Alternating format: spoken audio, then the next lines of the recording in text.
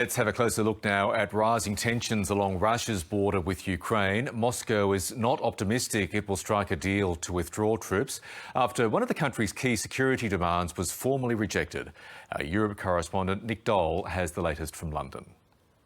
First and foremost, Russia says that it wants the Western alliance, NATO, to back off, essentially, to reduce its presence in Eastern Europe to the west of Russia. And it also wants a guarantee that Ukraine will never be allowed to join NATO. It wants the former Soviet state to stay in its sphere of influence. And so every day we're seeing more and more Russian troops massing on the Ukrainian border, more and more tanks moving into position.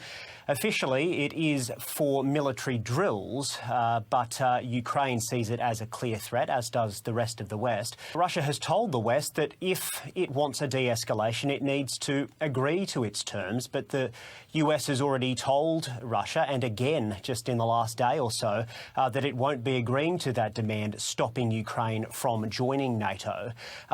So Russia has criticised the US overnight. It says it's treating negotiations like an a la carte menu, if you like, choosing the bits that it wants to engage on and ignoring the rest. Having said that, Sergei Lavrov, the foreign minister, says that there is still a way forward for negotiations, and the foreign ministry in Russia is also playing down the risk of any invasion. It says even the idea of a war between the two countries is, in its words, unacceptable.